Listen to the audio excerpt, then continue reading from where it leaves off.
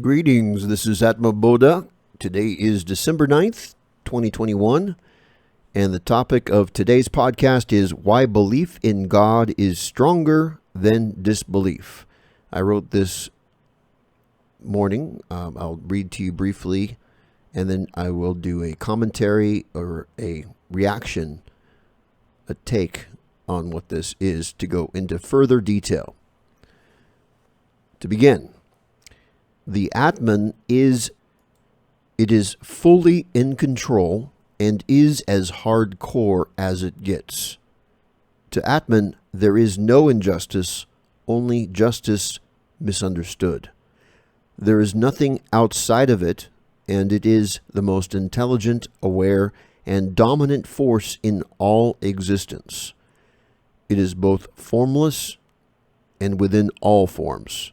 It is the basis of free will because the pool of all possible thought is governed by it. No inspiration or idea can be discovered that is not already known and allowed to exist by Atman.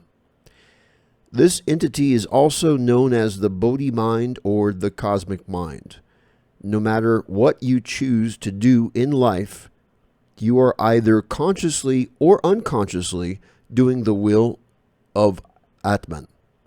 The closer you are with this supreme consciousness, the more in harmony and more empowered your life becomes. The more disconnected you are with this force, the more weak and manipulatable you become, and the more disharmony that you have in your life.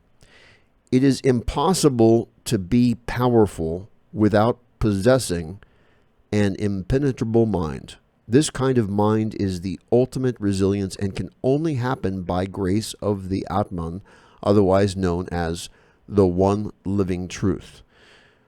Those that oppose the concept of a higher power oppose the concept of being powerful themselves, and thus choose to be, at most, a candle when they could be a sun.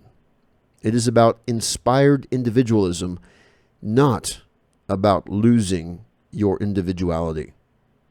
If God wanted mindless sheep, He wouldn't have made it possible for you to exist. You can tap into an ocean of power, not unlike the Force from Star Wars. But you can't access it if you can't acknowledge its existence. For those that want to deny that objective truth exists, what you are doing, let's put it this way. If you want your power to be subjective and small, continue with your subjective truth. If you want to experience what greater power you can have, then accept the one living truth. There is no greater power than that. I want you to stop being as weak as you are now and to become inspired and empowered individual. Is it wrong to want more for you than you want for yourself? And that concludes what I wrote this morning on the Atman. And now begins some additional insights and commentary to the preceding narration. Ultimately, why belief in God is stronger than disbelief is because if you do not believe that a higher power exists, then that means you cannot experience such higher power or obtain the benefits that contact with such a higher power can provide you or empower you with. Now, from personal experience, I've related the story of when I crossed that threshold of illumination, and it felt like a intense force descended on the crown of my head, filling my mind with bliss and indescribable ecstasy. And that has since further deepened over time. And I've only been experiencing greater experiences and love filling my heart and this force throughout my body. So from my perspective, if I did not make myself available or disbelieved in this concept, I would not have these experiences which literally define my life as it is today. What I can tell you is that before this experience, my life was a shadow. And when it happened, it was like a piece of me rediscovered itself, something that I was always looking for and finally found. It's like being what was incomplete made whole.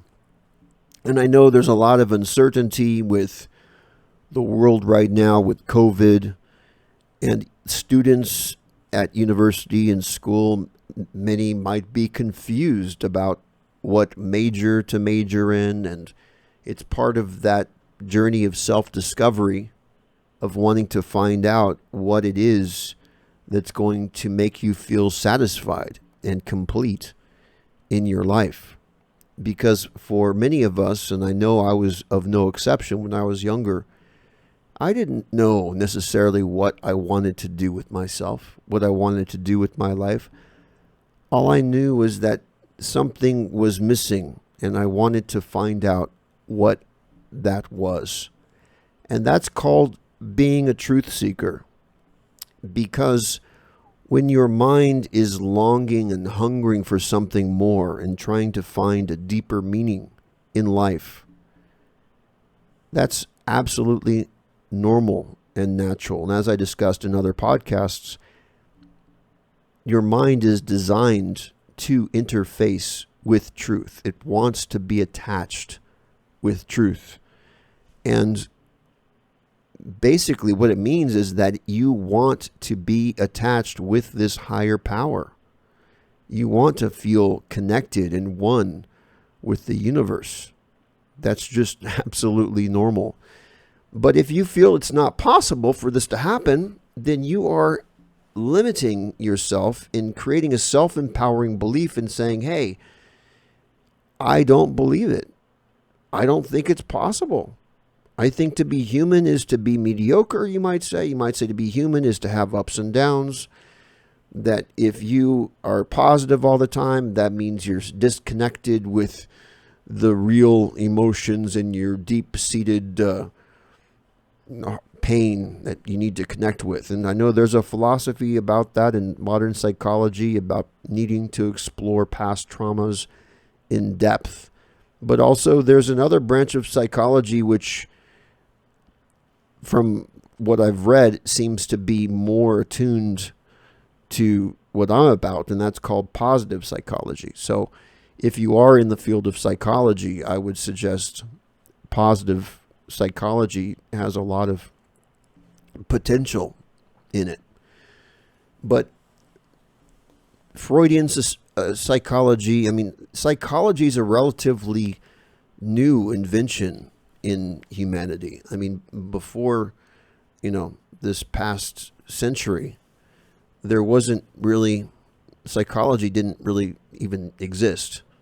And before psychology, what did we have? We had philosophy and we had religion. And the Western philosophy can date all the way back to Plato and Socrates. And what's interesting about that is that Socrates and Plato, they had these ideas, the theory of forms, which are ideals.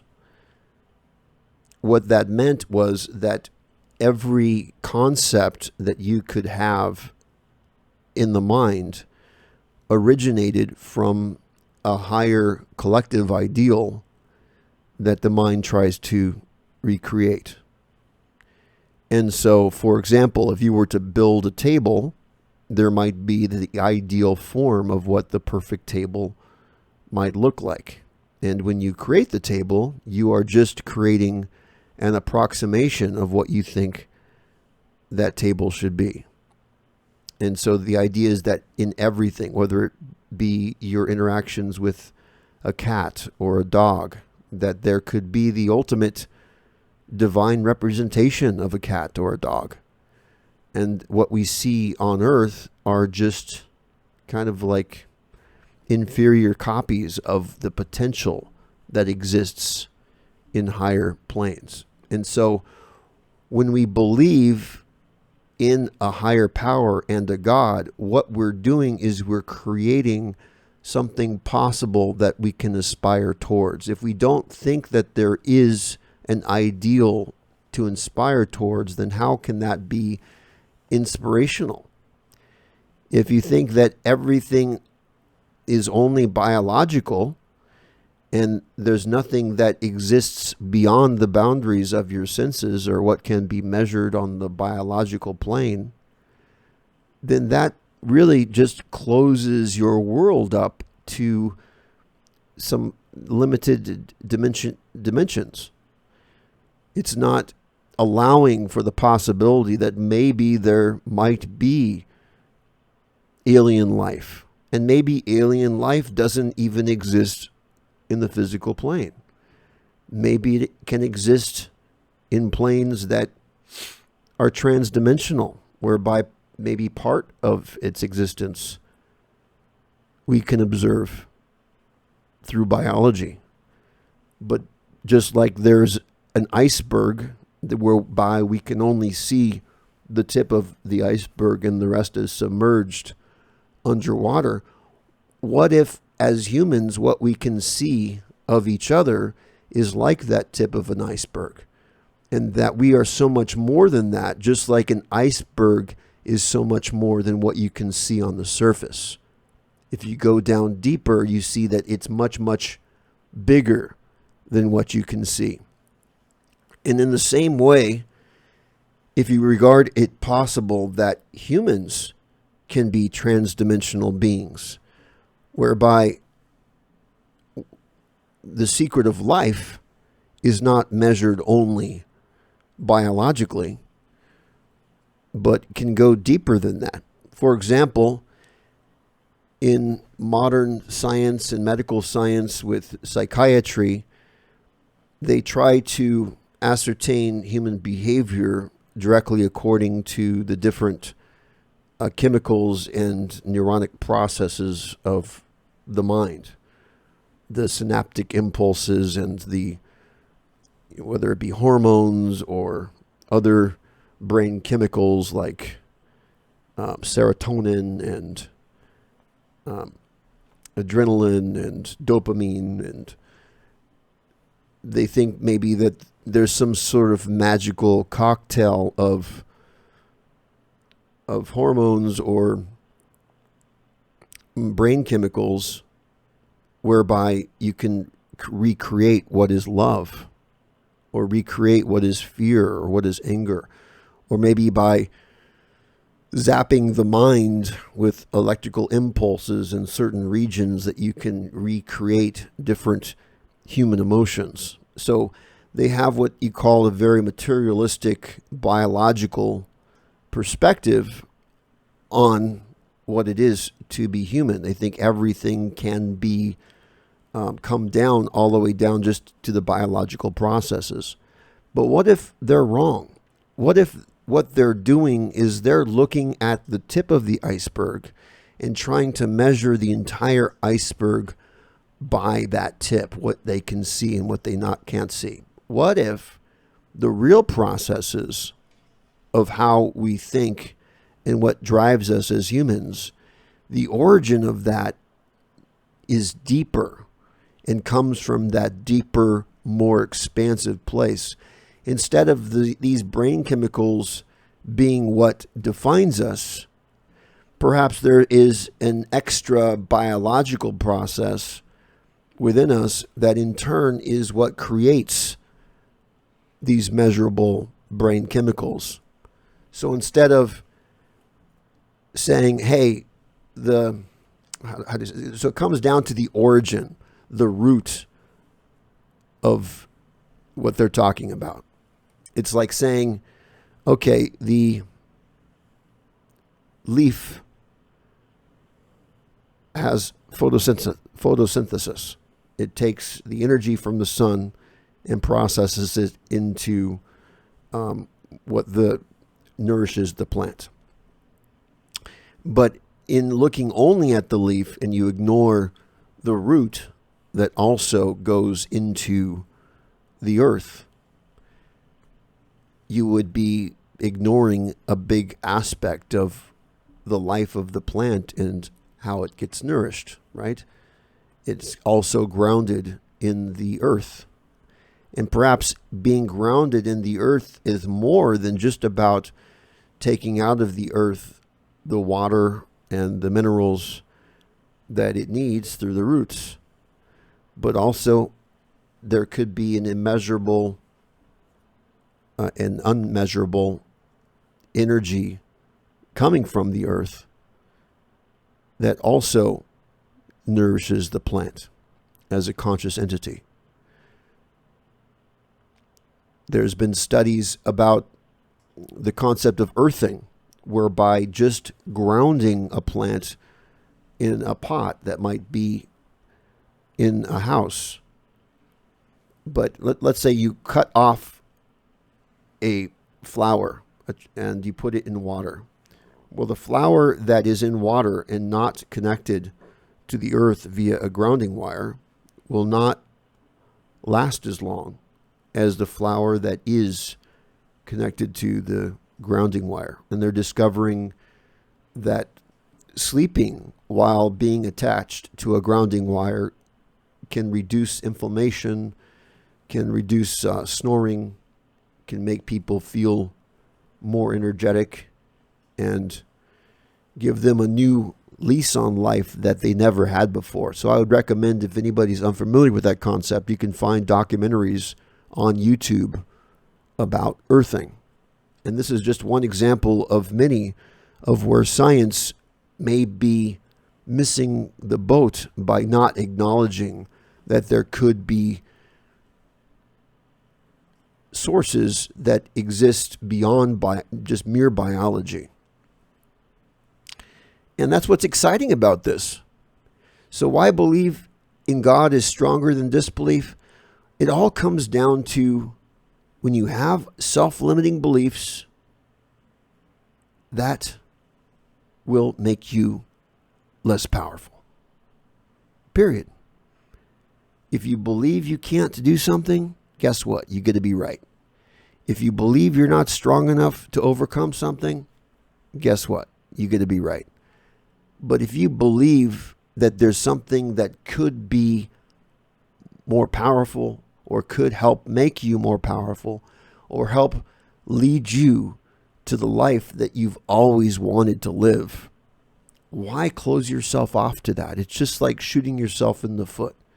It's always good to keep an open mind. Now, I totally understand that a lot of people have strong misgivings of the concept of God because of religious dogma that they were tried to be force-fed as a child, and because of that, maybe they developed a strong resentment towards any concept of a God. But if you can separate what humans have created in terms of religion and the limitations of their perceptions on what they believe that God could be, if you can separate from that and say, hey, God is not this judgmental figure. It's something that's there regardless of whether or not you believe in it.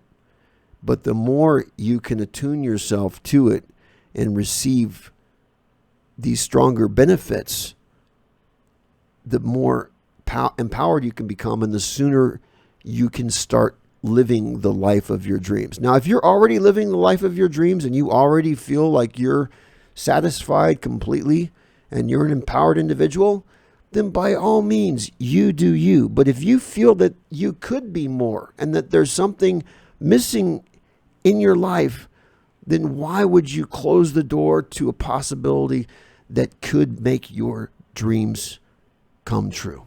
This is Amaboda signing off, and until tomorrow, you have a great day.